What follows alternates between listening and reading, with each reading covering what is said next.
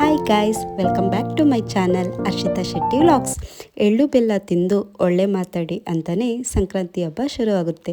So ಇನ್ನೇನು ನಾಳೆನೇ ಸಂಕ್ರಾಂತಿ ಹಬ್ಬ ಆಗಿರೋದ್ರಿಂದ ನಾನು ಮನೇಲೇ ಎಳ್ಳು ಬೆಲ್ಲನ ರೆಡಿ ಮಾಡ್ಕೊತಾ ಇದ್ದೀನಿ. ಸಂಕ್ರಾಂತಿ ಹಬ್ಬ ಅಂದ್ರೇ ಹೆಣ್ಣು ಮಕ್ಕಳಿಗೆ ಫುಲ್ ಖುಷಿ, ಯಾಕಂದರೆ ಚೆಂದ ರೆಡಿ ಮಾಡಿಕೊಂಡು ಎಳ್ಳು ಬೆಲ್ಲ ಇರೋಕ್ಕೆ ಪ್ರತಿ ಮನೆಗೂ ಹೋಗ್ಬೋದು ಅಂತ. ಸೊ ಎಳ್ಳು ಬೆಲ್ಲನ ಅಂಗಡಿಯಿಂದ ತಂದು ಬೀರೋದಕ್ಕಿಂತ ಮನೇಲೇ ಮಾಡಿದ್ರೆ ಖುಷಿ ಇನ್ನಷ್ಟು ಜಾಸ್ತಿ ಆಗುತ್ತೆ. ಸೊ ಇವತ್ತು ನಾನು ಮನೇಲೇ ಹೇಗೆ ಮಾಡೋದು ಅಂತ ತೋರಿಸ್ತಾ ಇದ್ದೀನಿ. ಎಳ್ಳು ಬೆಲ್ಲನೇ ಸಂಕ್ರಾಂತಿ ಹಬ್ಬಕ್ಕೆ ಏನಕ್ಕೆ ಬಿಡ್ತಾರೆ ಅಂದರೆ, ಎಳ್ಳು ಒಂದು ಪವಿತ್ರವಾದದ್ದು ಅಂತ ಪರಿಗಣಿಸಲಾಗುತ್ತದೆ. ಸೊ ಎಳ್ಳನ್ನ ನಾವು ದಾನ ಮಾಡಿದ್ರೆ ನಮ್ಮಲ್ಲಿರೋ ಪಾಪ ಎಲ್ಲ ನಿವಾರಣೆ ಆಗಿ ಪುಣ್ಯ ಬೇಗ ಲಭಿಸುತ್ತೆ ಅಂತ ನಾವು ನಂಬ್ತೀವಿ. ಇನ್ನು ಸೈಂಟಿಫಿಕ್ ಪ್ರಕಾರ ನಾವೇನನ್ನ ನೋಡೋಕೆ ಹೋದರೆ, ಎಳ್ಳಿನಲ್ಲಿ ಕ್ಯಾಲ್ಶಿಯಂ ಮತ್ತು ಮ್ಯಾಗ್ನೀಷಿಯಮ್ ಜಾಸ್ತಿ ಇರೋದ್ರಿಂದ ನಮಗೆ ಡೈಜೆಷನ್ ಸಿಸ್ಟಮ್ ಇಂಪ್ರೂವ್ ಆಗುತ್ತೆ ಮತ್ತು ನಮ್ಮ ಹಲ್ಲು ಮತ್ತು ಮೂಳೆಗಳನ್ನ ಸ್ಟ್ರಾಂಗ್ ಮಾಡುತ್ತೆ. ಇನ್ನು ಬೆಲ್ಲ ನಮಗೆ ಆಂಟಿಬಯೋಟಿಕ್ ಆಗಿ ವರ್ಕ್ ಮಾಡುತ್ತೆ. ಸೊ ಇದರಿಂದ ನಮಗೆ ಯಾವುದೇ ಕಾಯಿಲೆಗಳು ಬರದೇ ಇರೋಂಗೆ ಪ್ರೊಟೆಕ್ಟ್ ಮಾಡುತ್ತೆ. ಸೊ ಅದಕ್ಕೋಸ್ಕರ ಹಿರಿಯರು ನಮಗೆ ಈ ಪದ್ಧತಿಯನ್ನು ತಂದಿದ್ದಾರೆ, ನಾವು ಹಾಗೆ ತಿನ್ನೋಲ್ಲ ಅಂತ.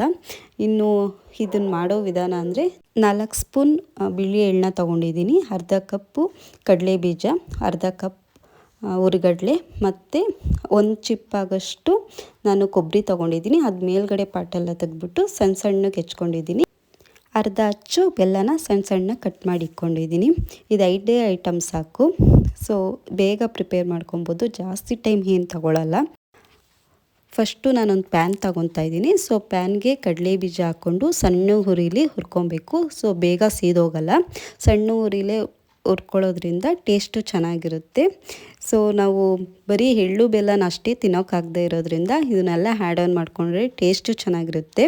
ಮತ್ತು ಇನ್ನು ಸೈಂಟಿಫಿಕ್ಕಾಗಿಯೂ ಕಡಲೆ ಬೀಜದಲ್ಲಿ ಪ್ರೋಟೀನ್ ಮತ್ತು ವಿಟಮಿನ್ ಬಿ ಅಂಶ ಇರೋದ್ರಿಂದ ಅದು ದೇಹಕ್ಕೆ ಆಗಲಿ ಅಥವಾ ನರ್ವ್ ಸಿಸ್ಟಮ್ಗೆ ಸಖತ್ತು ಹೆಲ್ಪ್ ಆಗುತ್ತೆ. ಸೊ ಚಿಕ್ಕ ಮಕ್ಕಳಿಗೆ ನಾವು ಇದನ್ನು ತಿನ್ನಿಸೋದ್ರಿಂದನೂ ಅವರ ಬ್ರೈನ್ ಸ್ವಲ್ಪ ಡೆವಲಪ್ಮೆಂಟ್ ಜಾಸ್ತಿ ಆಗುತ್ತೆ.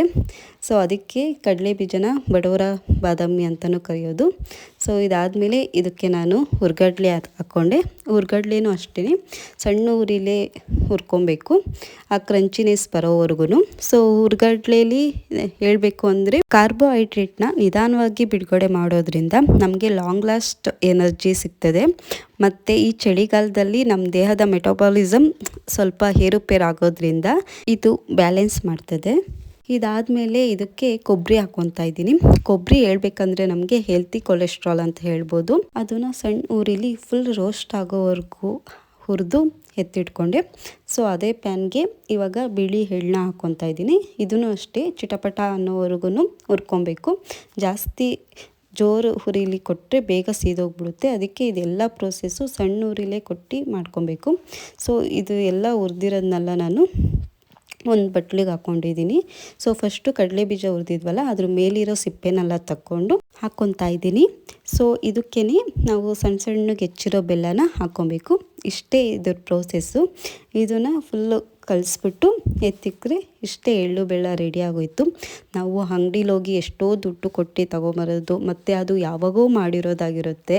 ಸೊ ಒಂದೊಂದಂತೂ ಸ್ವಲ್ಪ ಸ್ಮೆಲ್ಲೆಲ್ಲ ಬರ್ತಾ ಇರುತ್ತೆ. ಅದಕ್ಕಿಂತ ಮನೇಲೇ ಮಾಡ್ಕೊಳ್ಳೋದು ಎಷ್ಟೋ ಬೆಸ್ಟು. ಮನೇಲೇ ಪ್ರತಿಯೊಂದು ಐಟಮ್ ಕೂಡ ಇರುತ್ತೆ. ಸೊ ಮನೇಲೇ ಮಾಡ್ಕೊಂಡು ತಿನ್ನೋದ್ರಿಂದ ಆರೋಗ್ಯಕ್ಕೂ ಒಳ್ಳೆಯದು ಅಂತ ಹೇಳ್ಬೋದು. ಮತ್ತು ನಾವು ಹಂಚ್ಬೇಕಾದ್ರೂ ನಾವೇ ಮಾಡಿದ್ದೀವಿ ಅನ್ನೋ ಒಂದು ಸಂತೋಷ ಹೆಚ್ಚಾಗೇ ಇರುತ್ತೆ.